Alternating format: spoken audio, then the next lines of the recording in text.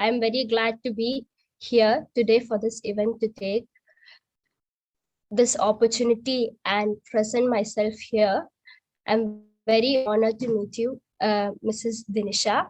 I have known कि you're the Indian Army officer turned educationist after serving 10 years in Allied Defense Force of India. I'm very honored to meet you. You're one of the honorable members of this nation who has been working for the future of our global leaders. I'm very glad that I got this opportunity to do the introduction and be part of this event. And I would like to thank. Thank you so much.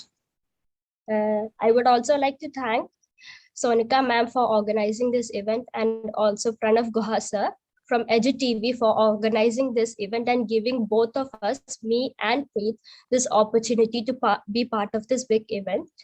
Thank you so much. And welcome to all of you. I'm glad that you all are here. I hope you all are safe during this pandemic.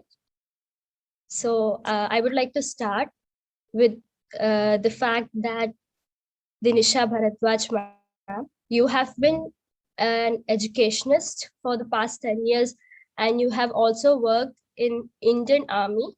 You have gained a PhD in management, law, and physics. You are a keynote speaker and a moderator, being a fearless leader and an amazing motivational speaker. You have also joined the Army Educational Corps, a profile related to academics, administration, and training. You have also received the receipts of 6 recognitions, medals, and awards, which is immensely impressive. I'm very happy for you. And you have also won awards for your contribution in the sector of education, leadership, and social work from various renowned forums and organizations of India. And you are currently leading a global Indian international school in Kuala Lumpur, Malaysia. I'm so happy and I'm so proud that you are the part of this meeting, and I'm so honored that I got this opportunity to take an interview with you. So we would like to start with a few questions. My first question to you is, from Northeast to almost all parts of country and abroad, you have experienced adventurous activities starting from paragliding to rafting, rock climbing, horse riding, camel expeditions, and even trekking. According to your point of view, I would like to know, what does being fearless mean? Does it mean being mentally strong, or does it mean being physically strong? First of all, thank you so much, Sopanika, for wonderful introduction. Before I answer your question, just 2 things I would like to correct. One is that in Army, my profile was not only related to education and administration. Anybody who gets commissioned into Army is an Army officer, and the first and foremost responsibility is to be like one. Whenever there is a requirement, you are ready to perform any duty, and accordingly you are trained. Besides that, yes, there are subsidiary roles, and few of my roles were what you announced. Second thing is, I am PhD only in education, and I'm a law, management, and science physics graduate as well. But you have introduced wonderfully, so congratulations to you. Thank you, ma'am. Thank you so much. Now, coming to your question, what does it mean being fearless? Is it being fearless physically or mentally? Let me tell you, everything starts with mind. Whether being fearless physically or being fearless mentally, it starts with mind, and for that you have to be ready to receive and ready to give, either way. And if you are ready and you are confident in whatever you know, whatever you do, that makes you fearless. Now, whatever you do, I would like to put it across in Army terms. It is like in Army, there is a saying. We say, more you sweat in peace, less you bleed in war. That means, I mean, if I put it across to arena of Civi Street, we call it, other than Army, we call Civi Street.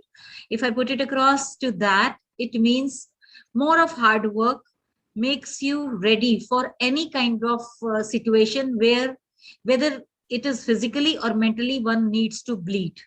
So that robustness and that mental readiness makes you fearless, where you are just irrespective of consequences, you know what is your duty and you are ready to perform your duty.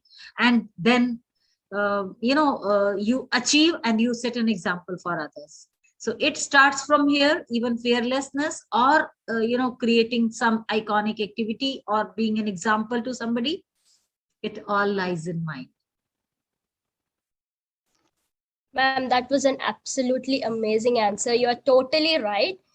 It all starts from the mindset where you can assure yourself that you are a fearless person. Thank you so much for that inspirational answer. Let me pass on to Preet to ask for the next question. Good evening, ma'am. It's been an honor to be with you in this meeting. I will be asking you the next question.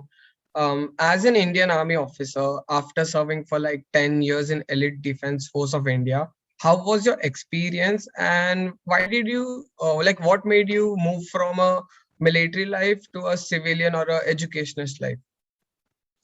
Thank you, Preet. I'm sure this is inquisitiveness which comes to everybody's mind when they, look at me and they find that despite whatever people feel that achievement is, visible achievement is, what made me leave. To my young friends, I would like to say that it is not that I left army, but either way, I will not say that army left me, because I am from the pioneer batches of Indian Army, where army started inducted women that time.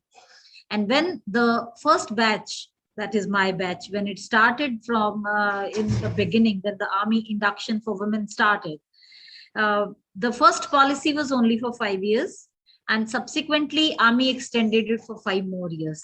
So similar for the second 5 years, we were waiting next 5 years and so on, because any new thing takes time, and the new policies application takes some, gradual move towards decision. But to our shock, army probably that time could not decide extension for lady officers, and the entire batch, and of course later on also few batches, after serving 10 years, we were out from Indian Army. And then subsequently army decided that probably 4 more years of extension can be given.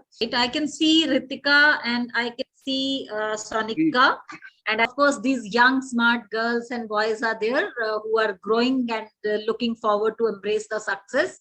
So that's my privilege to be with them today, and that's great. Thank you so much, Mr. Pranav.